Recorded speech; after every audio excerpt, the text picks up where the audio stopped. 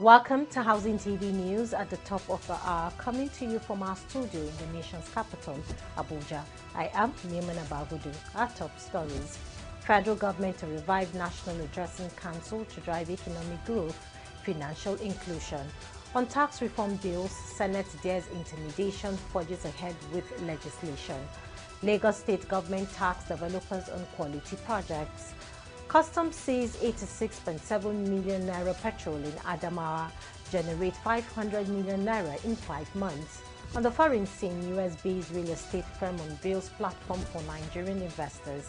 We'll begin with national matters.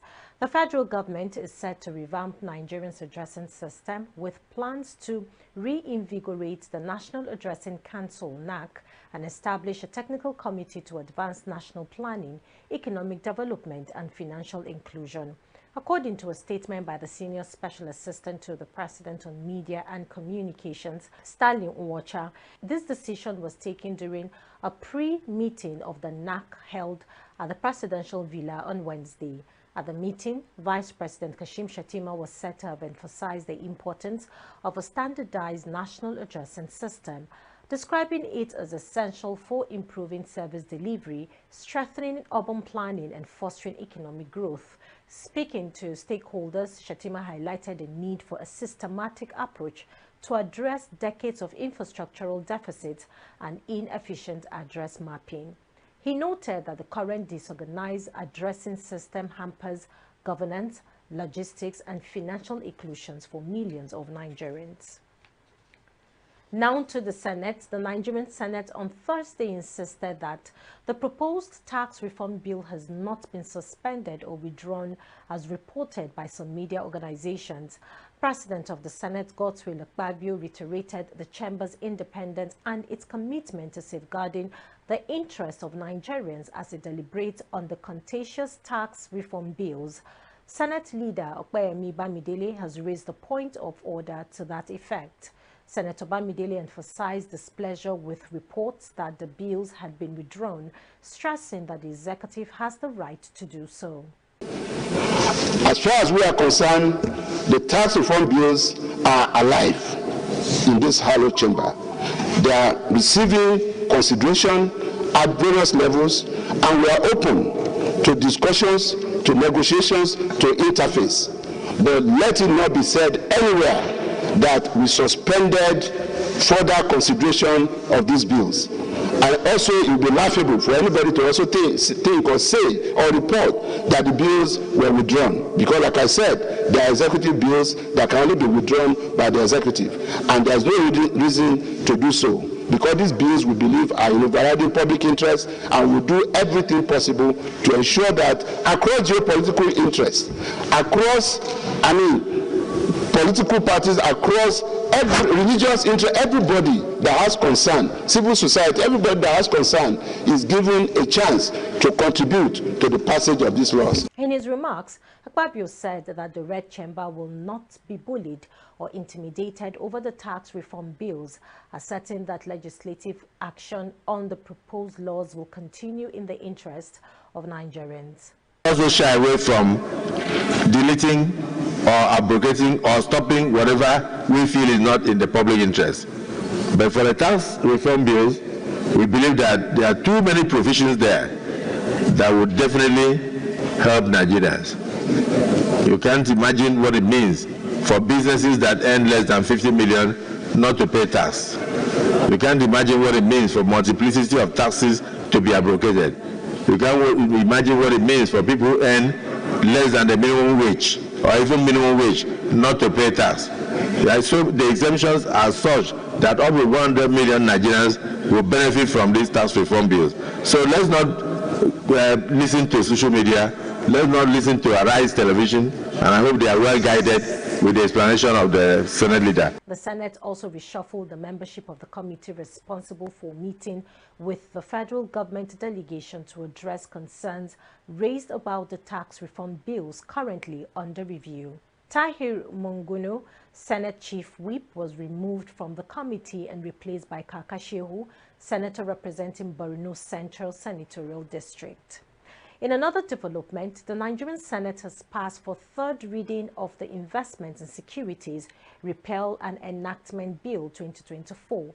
Passage of the bill for third reading by the Senate followed by consideration and adoption of recommendations made to that effect by its Committee on Capital Market, chaired by Senator Osita Izunazo. The committee in the report informed the Senate that the Repeal and Enactment Bill, when signed into law, will make the Securities and Exchange Commission (SEC) the apex regulatory authority for the Nigerian capital market.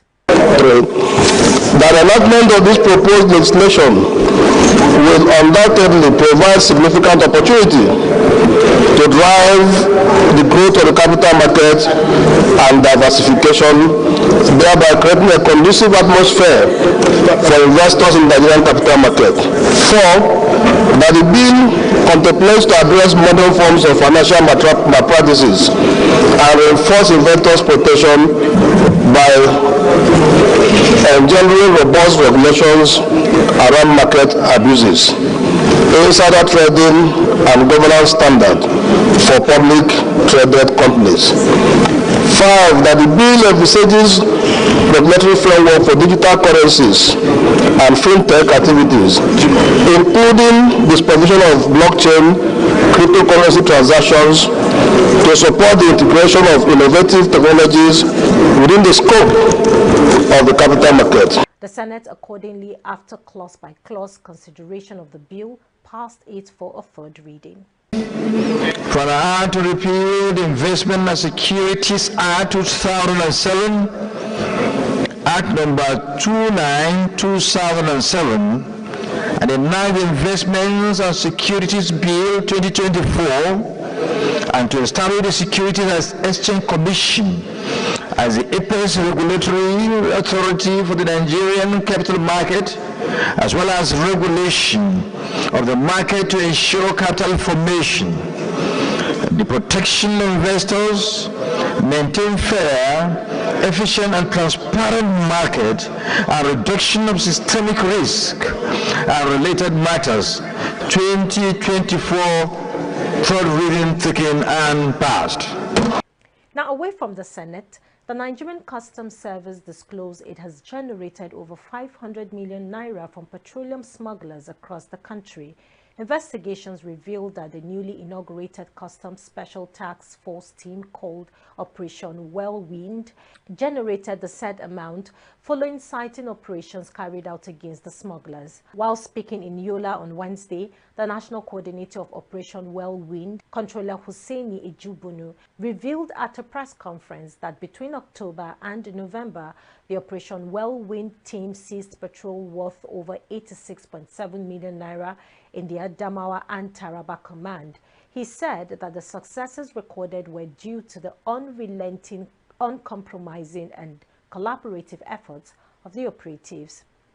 The seized items in the command included 1,124 jerry cans of 25, 40 and 60 liters capacity each of petrol, 53 drums of 200 liters capacity each filled with petrol, 21,000 liters of PMS conveyed in 2 tankers totaling 71,965 liters, and 5 vehicles plus 2 motorcycles. Ejibunu further disclosed that the smugglers were heading to the Republic of Cameroon when his men intercepted and seized the products. He added that the Special Operation Team intercepted 14 fuel tankers loaded with PMS on the ground of product diversion and smuggling. In an effort to reshape the public and global perception of Nigerians' national security, media practitioners has been urged to put the country's national interest above personal, emotional and sentimental values. This decision was reached at the end of a roundtable discussions with the National Counter-Terrorism Center under the Office of the National Security Advisors and media professionals in Abuja. Speaking at the event, the Chief of Defense Staff, General Christopher Musa, said negative media projection of Nigerians' national interests has a detrimental effect playing out, preventing investors into the economy. We will also need to advocate for sustainable practices through reporting on innovative practices in defense, as well as using available data To tell the stories as evidence-based outcomes allows for a more informed public discourse. These options will engender trust and cooperation between the military, civil society, and other stakeholders, and enhance contextual and understanding of local dynamics for enhanced social cohesion and effective collaboration. You must love a place to protect that area. You must love your country for your country to thrive. If we put anything ahead of our country, then we're not getting it right. Most times we look at money. Everybody is after money. And so we downgrade your country just because you think you are making money, not knowing that you are equally, unintentionally also killing yourself. Because if the country goes down, you are also going down with it. And without a stable country, you can't be even there to practice. So I think that's one key area that we really, really need to look at, that we must love our country. And it's when you love your country, you can protect it. The coordinator of the National Counter-Terrorism Center, Major General A.G. Laka, said there was a need for a balance between reporting and national interests. Hence, it is crucial to shape public and global perceptions of policy and critical issues on national security. The objective of this roundtable discussion with you is to foster an open and insightful exchange of ideas. By sharing your experiences, observations, and challenges, together we aim to enhance collective understanding of the dynamism of terrorism and its evolving tactics, discover the ethical considerations of reporting on such sensitive issues, identify opportunities for collaboration between journalists, security experts, and policymakers, and harvest thoughts for the development of a national strategic communication plan and protocols for the gathering and distribution of news on terrorism and violent extremism, with the hope of stemming threats to our national security and interest. And that before he came to Nigeria, the stories about Nigeria, about security, he was reading. And the security report, the diplomatic cables that always flow from Nigeria. Anybody will be scared to want to come to Nigeria. But when he got here, he saw that the country is not anywhere the Armageddon that our media has projected it to be. So this event is very important, and it will help us to know while we are doing our job as journalists, as reporters, reporting, all we do. Of course, they say journalism is history written in a hurry because we only have deadlines to meet. We need to know the place of national interest. News stories from the housing sector are up next after this break. Stay with us.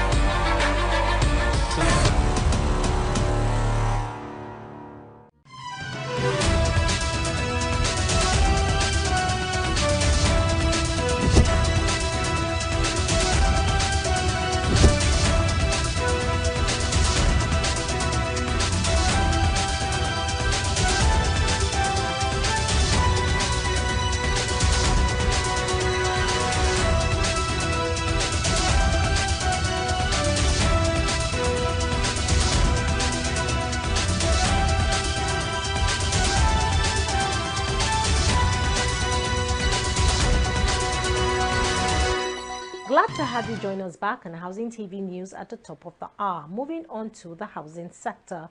In a bid to strengthen Nigerians' efforts in addressing urban development challenges, the Minister of Housing and Urban Development, Architect Ahmed Musa Dangiwa, has called for increased support and collaboration from UN Habitat. Speaking during a working lunch with the new Executive Director of UN Habitat, Anna Claudia Rosbach, on the sidelines of the second session of the 2024 UN Habitat Executive Board meeting in Nairobi, the minister emphasized the urgency of addressing Nigerians' housing and urban challenges. Dangiwa underscored the critical state of housing in Nigeria, noting that over 75% of the country's 42 million housing units are substandard, with nearly half of the population living in informal settlements. Dangiwa highlighted the federal government's National Urban Renewal and Slum Upgrade Program, which has completed projects at 54 sites nationwide, with 56 additional projects underway. These efforts aim to improve essential infrastructure such as water supply, solar-powered street lights, access roads, drainage systems, and waste management solutions. The minister stressed the importance of robust partnerships with international organizations like UN Habitat to scale up these initiatives. Now, in the FCT, the minister, Nyesom Wike, on Thursday inaugurated the access road to new EFCC Academy site in the nation's capital, Abuja. Speaking at the inauguration, Wike debunked rumors going round that the ongoing construction of the major road in Abuja is solely for the benefit of the Economic and Financial Crimes Commission, EFCC. Wike said that the road aims to open up the Giri community and adjoining districts to enhance development, facilitate farming activities, and reduce urban congestion.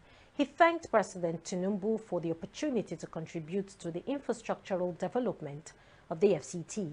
The governor of Adamawa State, Amadu Umaru Fintiri, on Wednesday hailed his Taraba State counterpart, Governor Agbo Kefas, for turning development into a tradition in Taraba State. Fintiri made the remark while inaugurating the remodeled Taraba State House of Assembly complex in Jalingo. Speaking at the event, Fintiri emphasized the enduring bond between Taraba and Adamawa State, describing their relationship as one with an umbilical cord that cannot be broken, despite the separation for administrative convenience. He commended Kefas for providing the state lawmakers with a befitting edifice, underscoring its significance in fostering a harmonious working relationship between the executive and legislative arms of government. Now to Lagos State. As building collapse continues to damage the built environment, the Lagos State government has urged stakeholders in the building and construction sector to maintain the highest standards of quality and safety in all construction projects to ensure durable and safe structures across the state.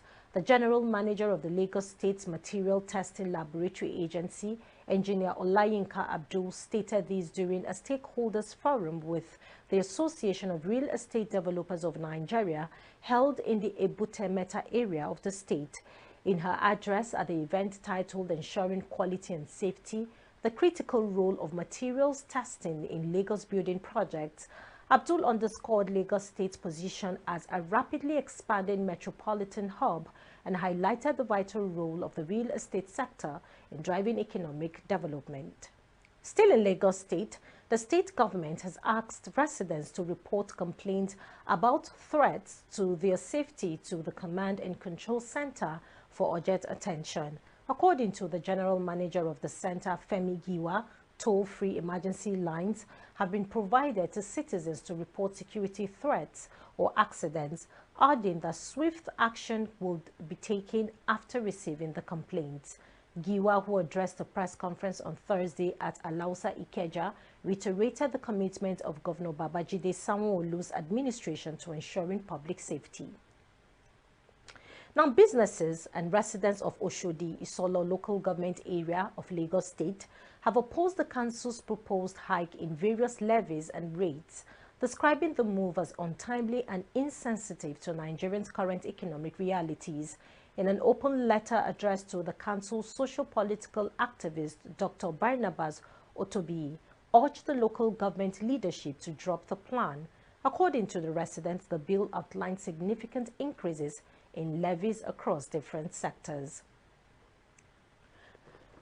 To wrap up Housing TV news at the top of the hour, on the foreign scene, a United States-based real estate company, Rare Capital Growth, has unveiled a platform that opens the U.S. commercial real estate market to Nigerian investors. Operating Officer Matthew Blair disclosed this on Thursday, stressing that the need for the initiative was to accommodate smaller investors into the business that had been traditionally dominated by high net worth individuals and institutions.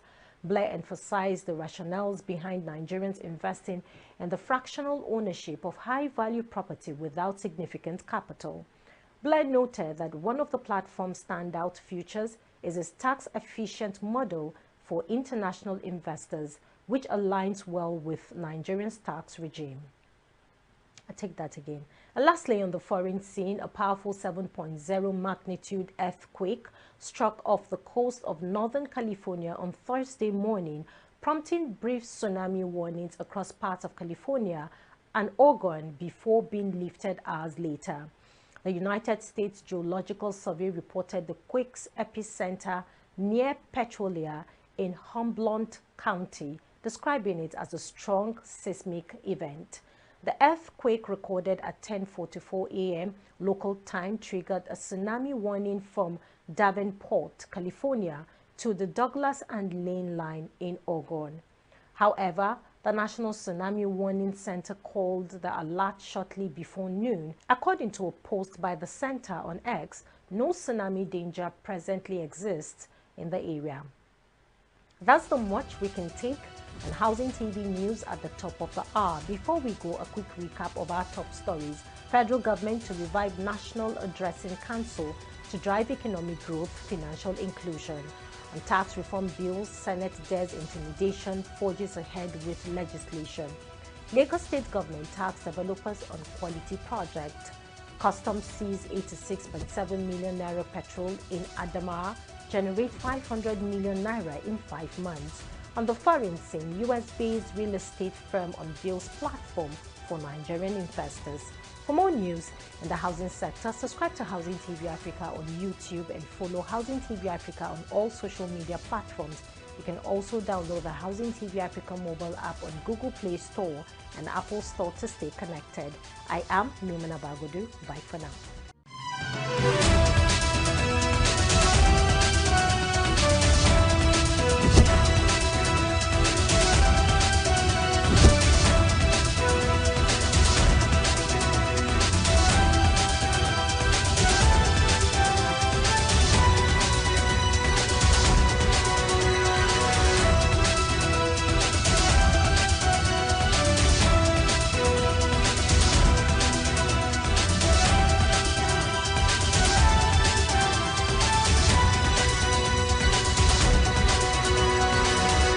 Visit Housing TV Africa on YouTube and click on the subscribe button. Subscribe to Housing TV Africa to stay updated on latest happenings in Nigeria's housing sector.